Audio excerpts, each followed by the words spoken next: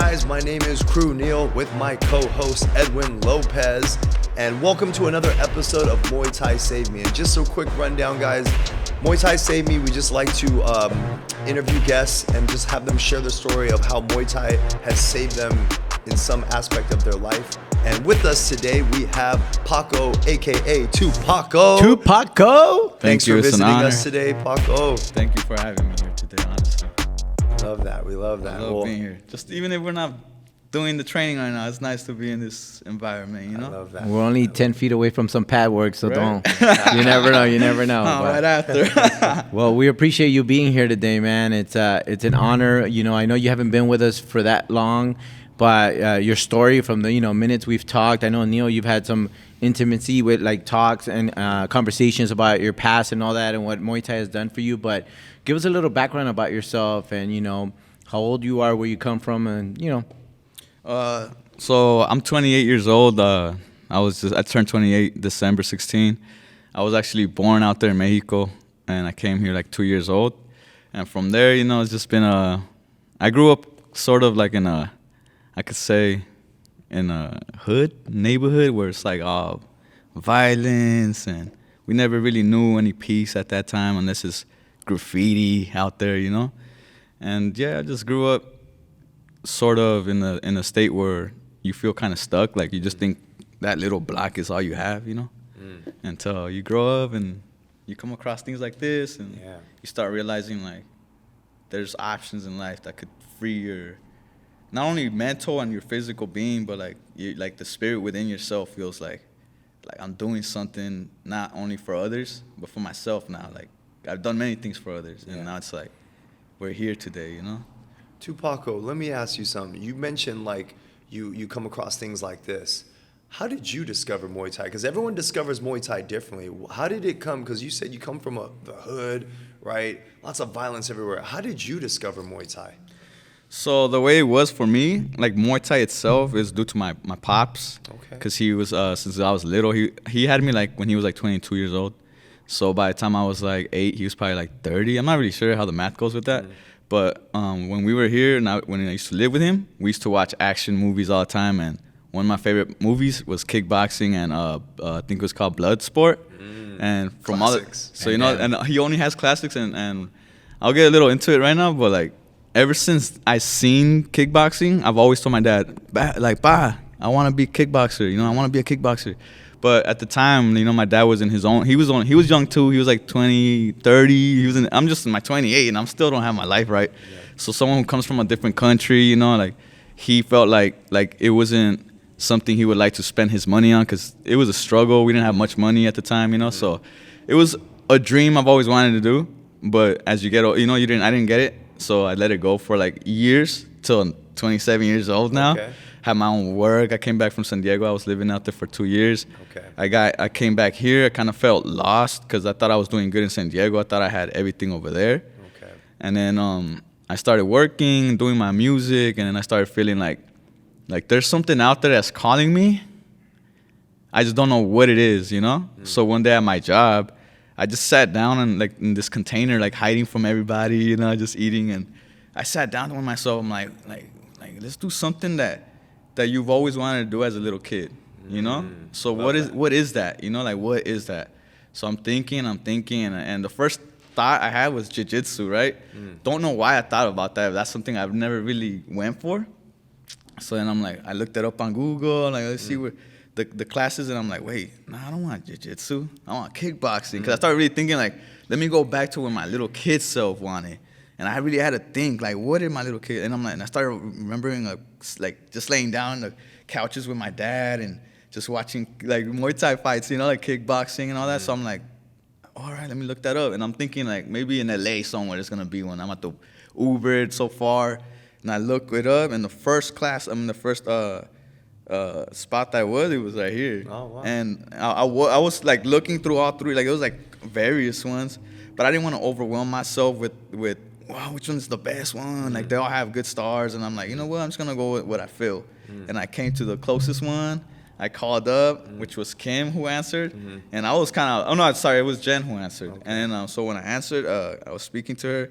I was kind of nervous, because I'm like, damn, I don't even know what I'm entering, you know? Yeah, it's huge. It's big. You know what I'm saying? So I just told her, oh, hey, like, when can I come in? And then I came and I saw, and it was just, I don't clearly remember how if I started right away when I entered, or I just came and spoke to her first, and then I came later, you know?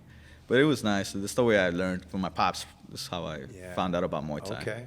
Okay, that's cool. Yeah. Isn't that funny, like how, like, as a child, like that memory of you and your dad on the couch watching these martial art films, watching fights, and like, look at 27 years later, you're just like, oh man, wait, no, I want Muay Thai. Yeah, because I'm thinking also, like, I was thinking jiu-jitsu, and then I also thought boxing, right?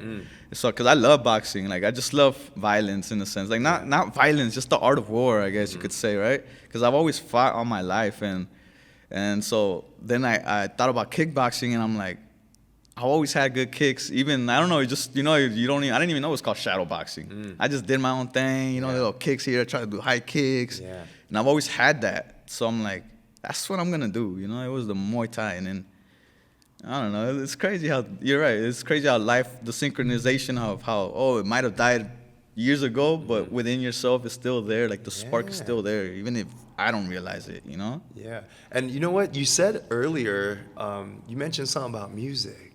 You want to share a little bit about your music too? By the way, I've seen some of his videos, and man, let me tell you, like, it's good, man. Thank you. I was very surprised, and I was just like impressed by your music and your rhythm and just the way everything flow is just very amazing, man. I just want to give you props. I started actually. I was gonna say, Tupaco, where can they check you out? What do you have, like a YouTube channel? Anything they can subscribe to? Check you on Instagram? Yes, sir. Give them your Instagram handle. So my Instagram would be, you could even go on the MTK Gym Instagram profile. Go to who they're following. You could look up Paco Oropeza. And when you click there, I'll have a link on my bio that will send you to YouTube. And from YouTube, you can also look up, like, well, it's because, you know, like, I'm not Pac as a artist. I call myself Cut Stone Pro, which, like, cut stone is like cutting stone, which takes it back to, like, the ancient time with the ancestors, with, like, how they left back behind the statues, the Aztec stuff. And I'm like, cool. I want to kind of connect it all. And as I got older, I mean, as I went with that thing with that name, I also came in here, right? I came in, I'm like, damn, I want to cut, you know, I want to cut people with, like, if it's stone, you know. So yeah, you could just look me up on YouTube as Cut Stone Pro, or on Spotify, Apple Music, and I'll be right there. It's not a lot of music, because I started off with other names before as I grew with the music. The other ones are like Tlatoani P, which Tlatoani means, like, he who speaks for the people, which is in Aztec language, which is Nahuatl language, which means, like, it was like an emperor. But I'm not saying I'm the emperor. I just, like, my vocals, I speak for my people, you know, in a sense. I like that. And I started that when I was like 14. Started making little poems and stuff. I got my first iPod. It was like, you know, like, I forgot what it was, but started writing lyrics. I was listening to, like, underground music. I used to be, like, into the punk scene, like heavy metal music. That's just what I was into. And then my cousin introduced me to hip hop, underground hip hop, like Immortal Technique, Vinny Paz. And so I got into it. And when I listened to Jedi Mind Tricks and Necro, there was some dude named Necro. I really loved the way they like, what you could create with words and a beat. That's amazing, you know, like. And then knowing how my mind was always creating, because I've always been, like, a drawer, or I've always done something. I've always just created. So I put myself into music, and then from there, like, it's when I realized I'm gonna stick with music because it's pretty good. I like the way I could create. I listen to my stuff. I'm like, I don't even know who or what possessed me to write this lyric. I can't do that, you know. It's crazy. Like Edwin said, like, when we heard I was impressed by your lyrical talent. I was just like, whoa, that's Tupaco. I know him. He comes to class. I love that. I love that. You know, yeah. So, and then it's cool because Necro was the one who influenced me to write. And eventually, when I was like 24 years old, I was getting known, and I ended up performing with him.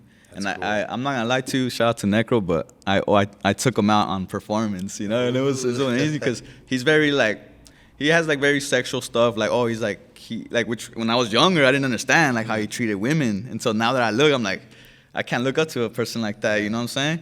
And when he performed, he had like women like, excuse me for any of this language, but like he practically had them like flash people, because that was his way of getting the attention, the vibe going. Okay. And I didn't do that. I just brought like some Aztec dancers and be like right before my entrance, and then like they were there while I was performing, they were dancing, and it blew people's minds away, because it's like, wow, like he brought the culture into this hip hop stuff, you know? Yeah. And it was good. It was good. I love that. I love music. You know, don't get me wrong with that. You know, is there a video of that performance? I got some clips. Yeah. Like, can people find that on your YouTube channel? No, sir. No. Oh, okay. It's because the thing is that I'm not organized. You know, especially since I was younger. I was just like living at the moment, going with whatever was going. I was also like very into like psychedelic drugs, you could call it, like mushrooms and LSD, and which is acid. And I just be so stuck on these things because I'm always looking for something else. I was like spiritually opening my third eye. I was like meditating every day. I was like trying to figure out who I am within myself. And then I'm thinking, if I take some mushrooms like my ancestors used to do, I'll figure myself out. But every time I'll do that, the mushrooms will somehow like let me know, like, you don't need nothing, bro. You are already it. Like, you're the full package of who you're supposed to be. Yeah. And then from there, like, I slowly avoided all that stuff. And I ended up here, man. It's crazy how it works. Do you ever feel tempted now that you're here at MTK, you're training? Literally, if you guys don't know Tupaco, this guy trains every day. I think something's wrong if he's not here. That's how committed he is. Isn't there a day that he did like 6 classes in one day or something like that, right? Yes, that's the record, and nobody's broken that, right, so far? And I might hit 8 classes one day. Well, I don't know. But all I know that there's a lot of people going for that crown. I don't know. I don't think anybody's passed it yet, but just know that they're out there, because you took a little break. I know that you had some personal issues and everything going on back home, but there's people that are like, oh, okay, those 6 classes took him out. And I was like, I don't think so. I've talked to him. I think he's coming back. So yeah, you know? No, I don't think I don't think I get taken out. Like, even if like I had ran 5 miles at 4 a.m, and I went at it like in the neighborhood. My mind's scared. Like, I'm in fear, because I'm like, people get murdered here every day. There's homeless, there's robbers, every top homeboys, like, they're like, I'm all bald, I got tattoos on my face. And when I wake up in the morning, I thought about it. I'm like my mind right away wants to like give me excuses as to why I should stay in. But I'm like, as soon as my mind tries to talk to me, I got out. Let's start running, bro. And as soon as I'm running, I'm going. I'm 30 minutes in. I'm like, damn, I thought I was an hour in already, But let's keep going. And then my ankle, like, my knee started like going through this pain, but I ignored it, bro. I just kept going till I finished, because I was thinking David Goggins, you sound like Cholo Goggins, right there, bro. Like, yeah, dude, like, damn, all right. That's why I love like how keep going home. Right now, like, yeah, I tell myself, because like, let's say like I'm supposed to get to that next block over there, but my mind's trying to tell me, you did good already. Take a right here, and you'll get home sooner. And I'm about to take that right, and out of nowhere, once I get to that corner, I'm like, keep going, brother. Don't give yourself excuses as to what you can or can't do, And this was before David Goggins, bro. And then once I came across David Goggins is when I realized, like, life is good, man. Like, right now, a lot of people are very influential and coming out, like, from wherever they came from, and they're inspiring a lot of men, like, particularly men, like, right now, like, because we need that, and, like, shout out to the women as well, you know what I'm saying? But we as men, like, go through a lot. And we don't have people to speak for us, or even have mentors, and a lot of us don't realize that we need that until we come across a podcast like this. Like, for all we know, this right here is going to influence somebody to do better. Absolutely. Absolutely. And absolutely. You saying about tempted of what we were talking about? You're saying if I ever get tempted to go back to that. Like, now that you're back, do you ever get tempted to try some of those drugs that you've done in the past, or do you feel like Muay Thai has helped you like just stay clean? To be honest, from 2022, it was when I realized, because I was going to work and I would buy a beer every day after work, bro. Every day by myself, Or if I didn't work, I'll wake up and I'll be like, I want to go get a beer at 10 a.m, bro. No shame. Like, I knew this. I'm like, I don't want to end up like, because my pops like, they just put it out there like as a person. I don't mind. Like, he's an alcoholic. Like, all his life he's drank, and that's why I believe that he didn't want to get me into Muay Thai, simply because he was very like, I can't waste my money on something that's not, I got to buy myself my beers, or I got to pay rent or take care of you in other ways.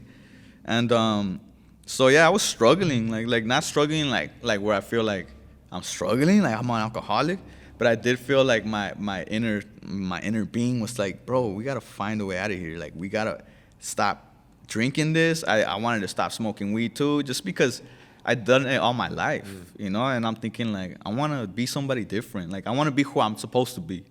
And then one day I just like came in here. I started just training. And that temptation, I just forgot. I didn't even realize that I stopped drinking or even smoking weed, bro. Like I was like when I didn't have weed, I would itch for it. Like I'm gonna go buy some weed, and then I stopped and I started training here.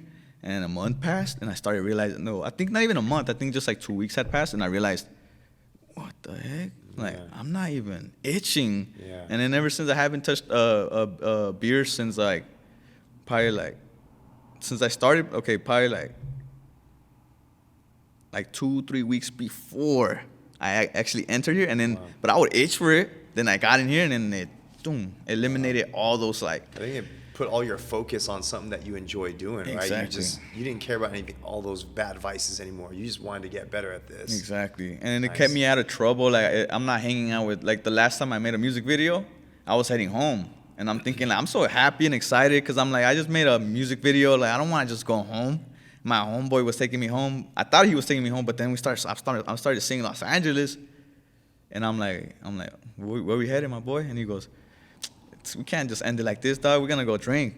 And I'm thinking like all right. And this is just when I joined Muay Thai. Like I had just joined in here, so I'm not really thinking much actually. I'm just like, oh yeah, because I didn't want to go home. I told him, but I'm not smoking weed no more, so that's cool. You know, he doesn't smoke weed. He just likes to drink. We went to the bar and we started drinking liquor. And as we drank, you know, and then he got drunk. We're walking through downtown. It's not my place to be. And I'm telling him, I'm like, bro, I feel endangered out here, bro. And it's like in the middle of the night. And he's like, bro, this is my city. We're good. I'm like, you feel like that. But if you were to walk in my neighborhood with me, I'd be the one saying that to you. So then after that day, and I came back to my training, I realized that's my boy. Shout out to my boy. But I can't hang out with people like that no more. You know what I'm saying? Like not that it's against. Maybe I could hang out with them, but now I just need to build up my discipline to say, y'all could drink, I'll drink some water, you know? Yeah.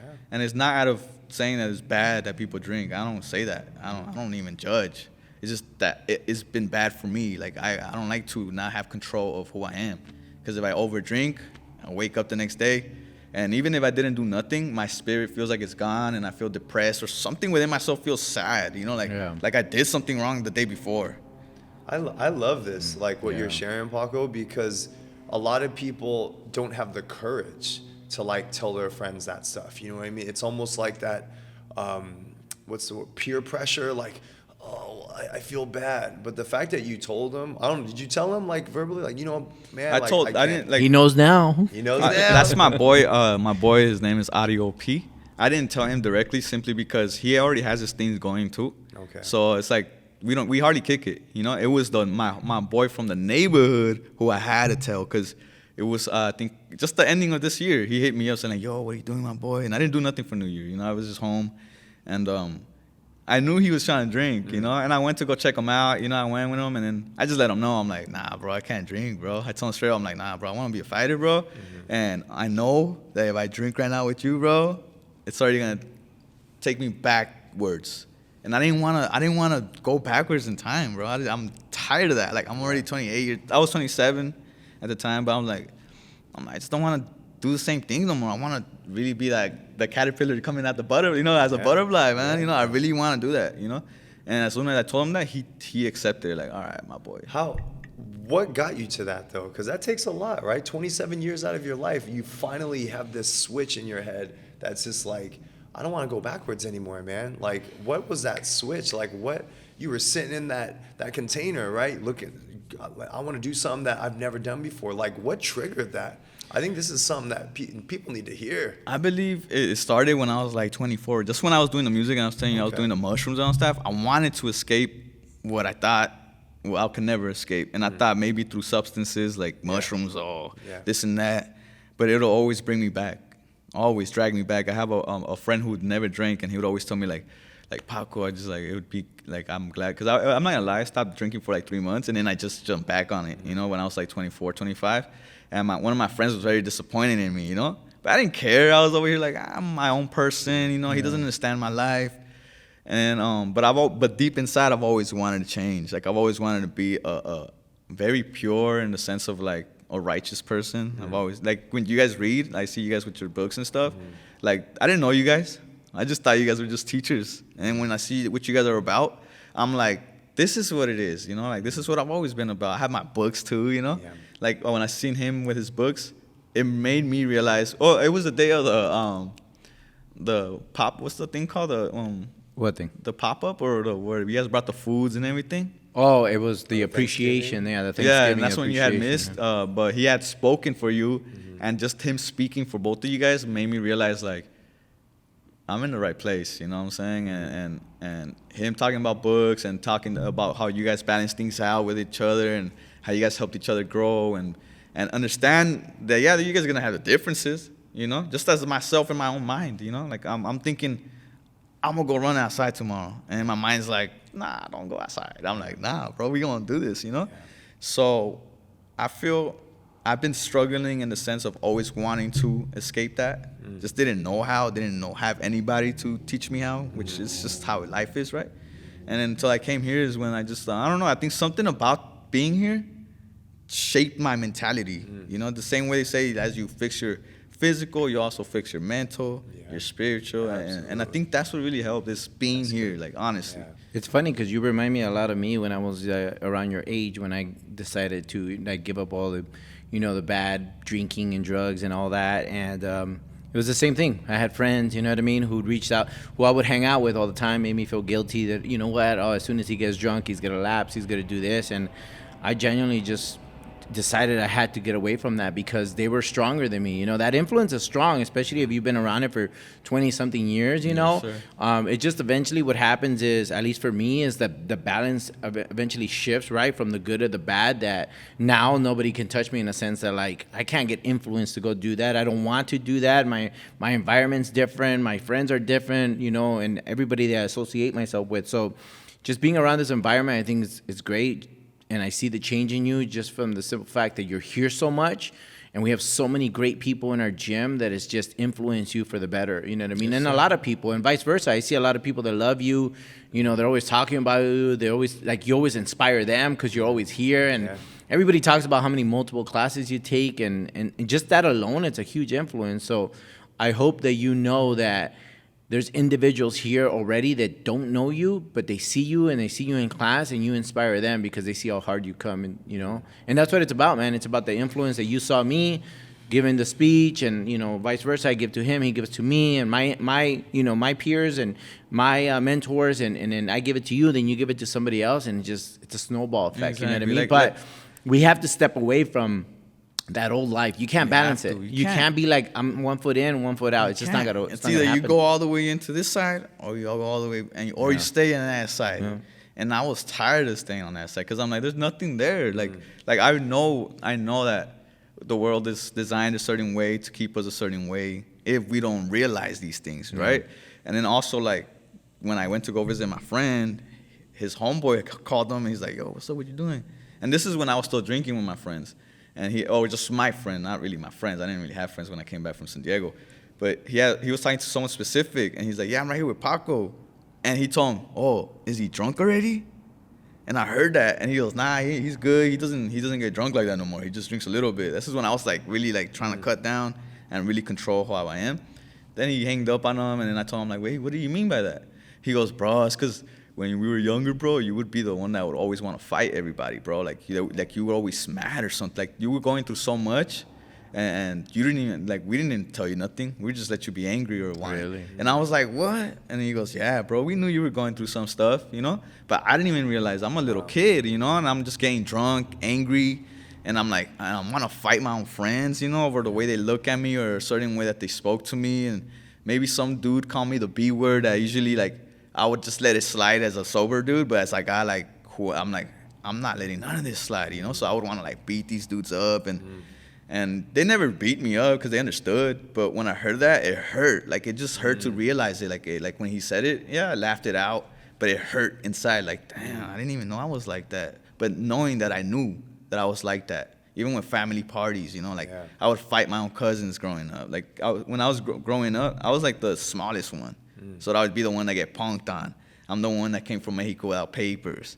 So they use all that against me. Like I got traumatized growing up without even realizing it.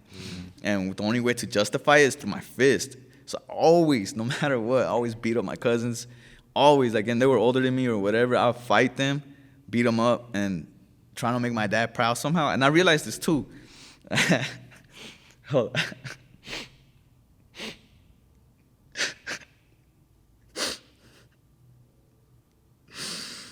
My bad. It's okay, Paco. But like,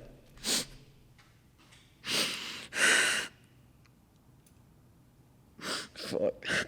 So good, You're man. in a safe place, man. You're in a safe place. So like, I'm thinking my dad's like the toughest dude ever, right? And like, so I'm like, hey, yo, dad, I just got down with my cousin. You know, like I'm thinking like he's gonna give me the biggest props, like, and just be like, so I feel like, wait, what did I'm doing wrong? Like, what's going on? You know? And I get down in school and. Like, I was always the shortest one, so, like, people in school would always try to bully me. But I just I've never been the kind to just let me get bullied. Like, I've always fought, man. Like, I don't care. I mean, one thing that I remember specifically is being, I went to go drink water at a water fountain. There was no teachers, and there was this dude who I thought was my friend. And he had his big brother there. And I went to go drink water, and these dudes are all tall, and they're trying to punk me. Or the friend who I thought was my friend was trying to punk me. And I'm just like letting it be because his brother's right there, his brother's bigger. And I'm just walking away, and I see that the dude's following me, and he's like saying some words. And I'm like, damn. And I'm looking back in time, and I'm like, wow, I've been a warrior all my life, bro. I just turned around and blank, got him in the nose. And I looked at his brother too, like, just like, what, you know? And there's nobody around. I'm like, I could get my ass kicked right now. Excuse me for the language. And then his brother started laughing, like at his own brother, you know? And I realized, like, I'm on my own when it comes down to like who I am and how I respect myself and who's gonna disrespect me and what's gonna happen, you know. So yeah, I don't know, like I'm not really sure where we're going with this because I you know, the tears and I don't know why I had to go through that. I'm sorry, guys. It's all good, brother. Okay. It's all good. Let me tell you something. I think that there's a lot of people in our situations. At least, you know, I grew up in the hood, same thing, like, and all the, you know, violence and everything. But I think there's a lot of people that don't realize that they're in a bad spot or they want out, which exactly. I think that's worse than anything, you know? It's one thing you go through life and you're just like, shit, I'm sick of it. Because I went through that part where I was like, I need a way out. I need out. Like, I don't want to do drugs. I don't want to smoke cigarettes. I don't want to drink. I don't want to do all that anymore. And like, and then I have friends that I still know to this day that party just as much as I did. We did it when we were in our 20s, you know what I mean? And they haven't changed. So the fact that we can... like realize that we want a way out we don't know is one of the reasons why I love doing stuff like this. And, you know, me and Neil and like we wanted to do this because I think there's multiple gyms out there that people go. And I think you even see it in movies where like they have these places in the hood and like people, there's these underdogs that go and they want to box and they want to get away from it. And I think there's a lot of gyms out there that are great that have changed people's lives. I don't know if there's other podcasts that have done what we're trying to do, but the fact that I believe that sports in itself has saved people and, you know, MTK and all this has saved individuals. We just never heard about it, and it's been around since 94. The fact that we're doing it now is like, now because technology is everybody's on their phone, and they're one day going to hear your story and my story and other people's story, and they're going to say, shit, I'm going through that, you know what I mean? Because technology moves back quicker now, you know what I mean? As opposed to like back in the days when we were younger, you know? Yeah. So I guess what I wanted to say is like your story, what you're saying right now, the way you're feeling, like people sense it, people feel it, people are going to know you're genuine. And there's going to be a guy that doesn't know where to go, and he's going to see this video, he's going to see somebody's video and say, shit, I need help, man. And maybe this is what I need, whether it's Muay Thai, boxing, jiu-jitsu, whatever it is, you know what I mean? But it's out there, you know, and it's changed people's lives, you know? Like when you were talking about like people get inspired by me, you know, like to me, it's nice to hear, you know, it really is nice to hear. But also like when I come here and people be like, what, like, how are you doing it? I also let them know, like, hey, I'm like, I don't want you guys to feel discouraged or to force yourself to do what I'm doing. Like, I'm going through my own world. My own goals are what's setting me to come here every day. Like it's what my vision is. It's not about like just coming here because I can, you know. It's because I have a goal, you know. And I let them know. I'm like, it's okay if you can only do 1 or 2, you know. Like you're not me, and I'm not here to make people feel like, oh, I'm greater because I could do more classes than people. Like, nah, it's not the way it goes, you know. I'm here to inspire, and I didn't even know I was here to inspire, you know, until I started hearing people. I have a homeboy who's new here. I think his name is Luis. Yeah. He posted me on a story. I didn't even know who he was. He just put, I wanna be just like this dude. I'm not sure exactly the wording, but he said I wanna aspire to be great like this dude. He said, and I just got home and I saw that and I was like, that's cool, you know. Like I changed people's lives through music as well. Like some people were suicidal due to or they lost somebody and they'll hit me up through DMs like, yo, your music really is getting me through these certain times. And I'm thinking like, I don't want to make music no more. I'm tired of it, you know? Right. And then they hit me with that, and I'm like, I gotta keep making music. Not for myself, but for them. And now when I'm here, this is for me. Like this is for me only, not for nobody else, you know? And then even when I make videos on Instagram, I one day ask myself, who am I making these for? Like, who cares who's watching? I don't even talk to these people, you know what I'm saying? Yeah. If you look at all my followers, who I'm following right now as Paco Oropeza, it's all people from the gym. You know, it's probably like 4, 5 that from the music scene, whatever. But all my friends right now are all from the gym. Like, you'll just look at all of them, it's all gym, you know? And I'm thinking, like, who cares what I gotta say? Like, why am I gonna have to wake up in the morning and make a video like, yo, we are in MTK, or yo, I just did my classes, yo, we putting it down, don't, you know, or when I was going through I was going through some things because my pops had just hit the hospital, or my mom just hit the hospital. It was weird, bro, like how life is just hitting me back and forth. And I'm like bummed out, I'm sad, but at the same time, I'm like, but if I'm feeling like this, maybe someone wants to hear something. So I just get on Instagram, I'm like, yo, no matter if you're going through some stuff, like, stay strong, and, you know, things happen for a reason. And then, you know, I come inside here and I forget I even did, because I did the video outside, so I come in here and I forget that I ever did that video till I get home.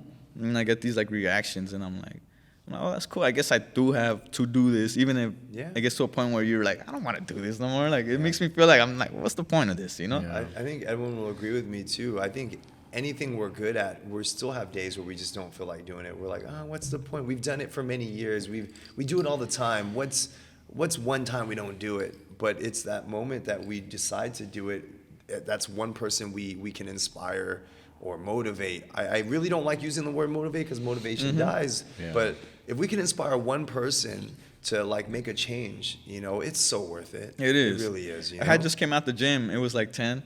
And I'm walking, you know, I'm making a video, and I'm like, I'm starting to realize, I'm like, I'm getting like 1,000 views, only 20 likes, right? Wow. Only 20 likes. So I had to make this message, and maybe it was egotistical to satisfy my own self, like as in like, oh, this is it. But it was more like, as I made the video, I started realizing it, because I said, I might get 1,000 views, 20 likes, but I do this for the few. It may be even one person who needs to hear this, you know? And I just posted it, didn't really think about it. Crunil commented saying, I love the message, Paco. So then I'm like, wait, what did I say? And I watched the video again. I'm like, damn, I didn't even realize that I'm doing this, like what I'm doing for others without, you know, I just do it, you know? You do it out of the goodness of your heart. Out of the goodness, you know, knowing that people, if I'm going through it, there's people who probably going through it worse than me, and I'm thinking I'm going through the worst, you know? And then there's people who probably went through it, who lost somebody already, who been through it, you know? So I don't try to complain when I'm here, you know? Like, yo, they ask me, yo, how come you haven't been around? And I don't want to tell everybody the business. Like, I'll tell crew, I'll tell you, I'll tell, like, the people who I feel close to here. And, but I don't want to tell everybody, like, yo, it's because my pops, or, you know? Why do you feel that you don't want, do you feel it's personal? I just don't feel like I want to give excuses. But, because I see where you're coming from, but for me, sometimes it's like, at least for me, like sharing that, hey, this is the reason why, maybe somebody's going through it, and it's like, oh, okay, it's okay for me to step away, and, you know what I mean? And like, this is important, or like somebody wants to hear it, you know what I mean? It's just a different way to look at it. I didn't think about that, because the way I looked at it was, I don't want to make people feel guilt trip on me. Maybe that person, maybe somebody in this gym right now is going through something worse than I am. Like, why am I going to be making, oh, it's because my pops, or, you know, like. But I don't think it's so much that, to tell you the truth, with people. I think individuals like myself, I reached out to you because I was like, man, I haven't seen him for a minute. And I DM'd you, and I was like, bro, where have you been? Did you quit? Or I don't remember what I asked you, but I mostly asked people who I Just to don't be clear, see. I'm never gonna quit. You know what I mean?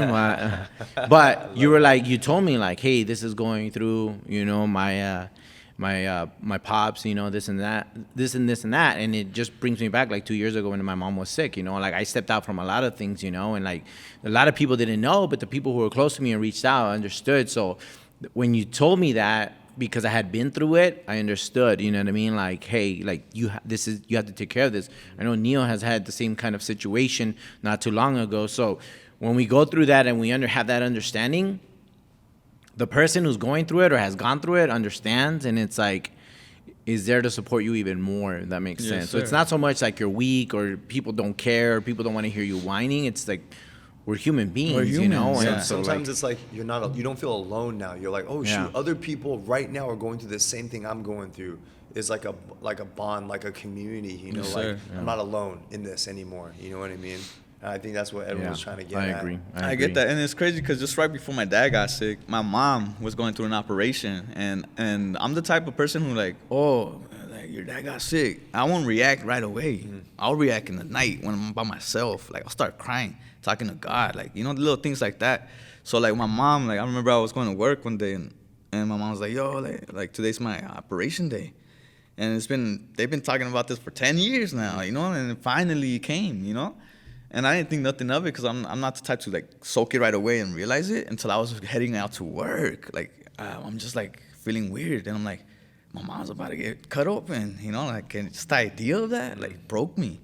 So like I just went into the container, at the little container at my job, and I was just there like I just started bursting into tears, and then my boss comes, and I'm like I have to like wipe it real quick because I'm like I don't want people outside of my real life to even get an emotional taste of who I am, And he caught me, and he's like, oh, you're good, bro, you're good. And I was just like, you know what? I'm gonna go home. I told him straight up, I'm gonna go home. Like I can't. I don't want to work with people who are out like, hey, jolly wally, knowing that I'm going through something right now, So he's like, you understood. And as I was going home, I thought about it. I'm like, if I go home, I'm only gonna get more sad, And like, where's the place I could be at? And I swear to God, I just thought, MTK. Like like when I walk in there, I feel so happy. I forget about. It's not to forget. It's just more like you just feel understood, Like you feel like the love, the energy that's in here, changes your view or just your feeling itself. So I saw it. There was one more class, and it was like 12, 11. I think it was like 11, 12.